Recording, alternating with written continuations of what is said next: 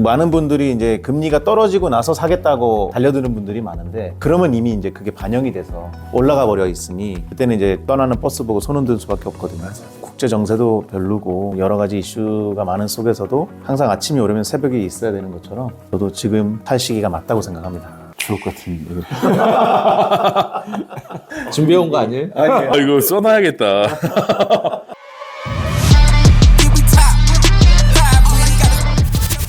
안녕하십니까, 빌딩 수사대입니다. 지금 굉장히 여러 가지로 예측 불가능한 상태인데 지금 이 시국에 꼬마 빌딩 사는 게 과연 맞느냐, 오늘 그 얘기를 좀 나눠보면 좋을 것 같아요. 어떻습니까? 지금 사는 게 맞나요? 서울의 상가 빌딩들이 거래되는 양으로 봤을 때는 계속 증가하고 있었어요. 그러다가 이제 9월달 되면서 주춤하면서 지금 160건으로 떨어졌단 말이죠. 작년에 비해서 거의 2배 오른 걸로 알고 있어요. 네, 2배 올랐죠. 200개가 넘어가면 우리 호황기 때 그때의 평균값이 거의 한 300개 정도 되거든요. 한 250개 정도 나왔다고 한다면 거의 비슷하게 올라갔다라고 보시는 거고, 지금 같은 경우는 한 160건 정도면 올해 초 정도로 다시 떨어졌다라고 볼 수 있는 겁니다. 그러니까 지금 거래량이 늘어났다라는 얘기인 거죠. 올라가고 있는 추세인데 여기서 이제 문제는 트럼프가 이제 대통령이 됐죠. 사실 우리 직접적인 영향을 받게 될 텐데 어떻게 보세요, 과장님은? 아시겠지만 트럼프 행정부가 이제 귀환을 하면서 가장 큰 문제는 우리나라 수출 기업들이 현재 몸을 많이 사리고 보호무역주의가 앞으로 만연할 거기 때문에 기업 경기가 좀 안 좋아질 수 있다라는 그게 하나가 걱정이고요. 또 하나는 이제 트럼프 대통령이 주장하고 있는 거는 이제 금리 인하를 좀 최대한 억제하겠다. 금리 인하에 대한 좀 부정적인 시각을 갖고 있다는 거는 부동산 시장에는 좀 안 좋은 영향을 미칠 수 있다라는 거. 그 두 가지가 조금 저는 우려되는 상황인 것 같습니다. 근데 이제 패턴을 보면 4년 전에 우린 겪어봤잖아요. 트럼프가 대선에 당선됐을 때 보면 그때 환율 올라가고 금리 올라가긴 했어요. 근데 이제 코로나를 맞이하기 전에 보면 다시 내려갔어요. 결국은 아무리 트럼프라고 하더라도 그 트럼프 효과는 당선되고 한 1년 정도에는 그 효과가 드러났고 시장의 논리에 의해서 가게 됐더라고요. 그리고 또 이번에 파월 연준 의장도 고집이 굉장히 세잖아요. 아, 그렇죠. 나는 트럼프가 하는다고 그대로 움직일 것 같지는 않아요. 맞습니다. 그리고 연방준비은행에서도 파월 같은 경우도 이원화돼 있잖아요. 정치와 분리되어 있기 때문에 자기 의지대로 가지 않을까. 중요한 거는 이제 빌딩, 꼬안 빌딩 사는 시기가 지금 맞느냐, 어떻게 보세요? 부장님이 말씀하신 것처럼 미국은 정치와 이런 금융이 좀 명확하게 분리된 국가이기 때문에 오늘자 이제 11월 8일자입니다. 미국 연준에서 발표한 베이비 컷 0.25% 기준금리가 또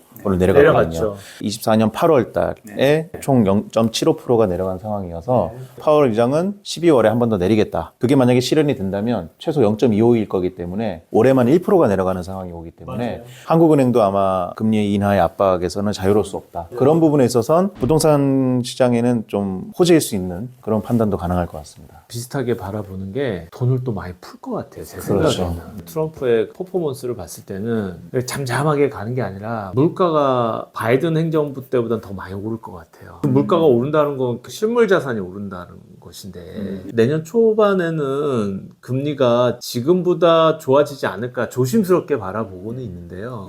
근데 지금은 되게 안 좋죠. 지금 잔금을 치르는 시점에 건물을 매입하신 분들은 좀 힘들 거예요. 왜냐하면 연초에 대출 자금 계획을 은행에서 다 잡잖아요. 근데 그 계획이 이미 다 소진됐다는 거죠. 지금 그래서 금리가 비싼 것 같아요. 매년마다 연말이 되면요, 대출 받을 수 있는 상황이 좀 어렵습니다. 그래서 11월, 12월 달 되면 더 이상 대출을 내주지 않기 위해서 대출 금리를 엄청 올려요. 새해가 됐을 때 초에 다시 계획이 나오기 때문에 그때 다시 해라. 그래서 금리도 훨씬 좋게 받을 수 있고요.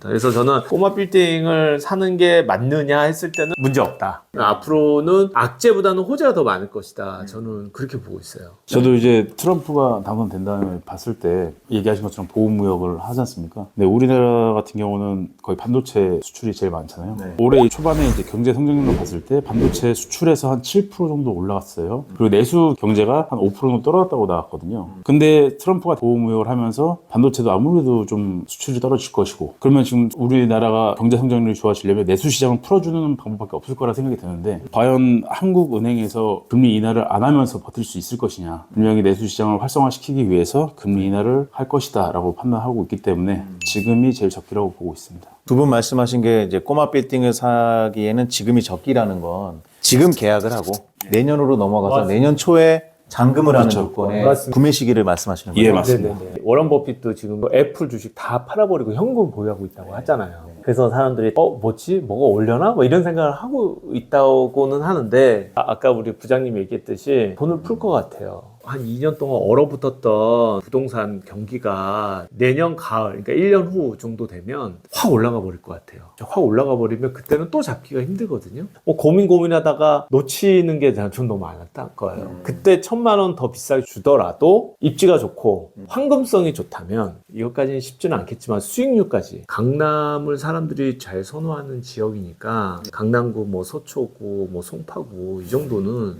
꼬마 빌딩을 구입을 해라 말씀드리고 싶어요. 확실히 반장님 얘기하신 것처럼 경기도권 찾으시는 것보다 서울 찾으시는 분들이 너무 많아졌어요. 건물 투자할 때도 그런 생각이 좀 많이 생긴 것 같습니다. 근데 최근에 은행에 아시는 지점장이 있어서 통화를 해보니까 이제 앞으로는 법인도 임대사업자에게는 금리를 높게 책정해가지고 타이트하게 적용한다고 하더라고요. 근데 이제 법인이 자기 사옥의 일부를 쓰고 나머지는 임대하는 거는 괜찮아요. 법인 대표님들에게도 말씀드리고 싶은 거는 자기가 그 건물 사면서 일부층은 자기가 활용하는 거를 추천드려요. 그래서 저도 지금은 사옥을 사기에는 적합한 시기인 것 같아요. 강남권에서도 계속 조그마한 건물들이 다 통임대 형식으로 지어진 것들이 많거든요. 근데 이제 통임대 시장이 너무 안 좋다 보니까 그런 것들이 매물로 좀 나온다고 들었어요. 예, 그러면 이제 자사 사옥으로 쓰기에는 조금 내고가 되면 그런 거 사는 것도 좋다. 테헤란로에 있는 오피스 상권은요 공실이 없어요. 문제는 꼬마 빌딩을 이제 시행사나 뭐 이렇게 하시는 분들이 1층에 상가를 고려하지 않고 그냥 사옥으로 진 건물들이 꽤 많잖아요.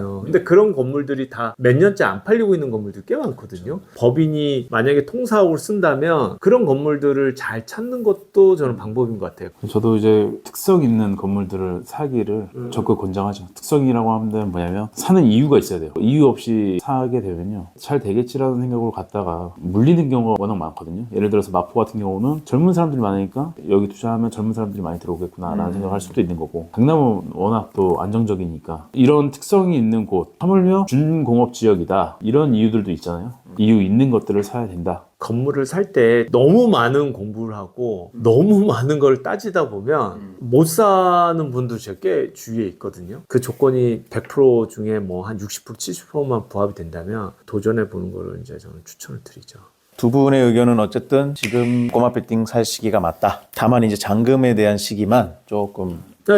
잔금의 시기는 내년으로 가야죠. 무조건 내년. 늦을수록 좋을 것 같아요, 저는 그런 생각을 해요. 이제 아까 부장님이 좋은 말씀 해주셨는데 내가 사는 목적에 부합이 돼야 되고 누가 산다 그래서 따라서 추격 매수하는 그런 게 아니라 운영도 잘해야 되고 보유하면서 밸류업도 잘해야 되고 그런 부분을 충분히 시야에 넣으면서 활동도 하셔야 될 것 같고, 반장님 말에 동의하는 것도 잔금을 중도금까지 물어가면서 할 필요는 없다고 생각은 하는데 중도금을 안 물 정도, 다만 최대한 좀 연장해서 잔금 시기를 늦추는 것도 지금 시점에서는 좋지 않을까. 많은 분들이 이제 금리가 떨어지고 나서 사겠다고 달려드는 분들이 많은데 그러면 이미 이제 그게 반영이 돼서 올라가 버려 있으니 그때는 이제 떠나는 버스 보고 손 흔드는 수밖에 없거든요. 국제 정세도 별로고 여러 가지 이슈가 많은 속에서도 항상 아침이 오려면 새벽이 있어야 되는 것처럼 저도 지금 살 시기가 맞다고 생각합니다. 주옥 같은 얘기. 준비해온 거 아니에요? 아 이거 써놔야겠다. 다시 한번 얘기해 주세요. 예? 회사에다 얘기하겠다. 네.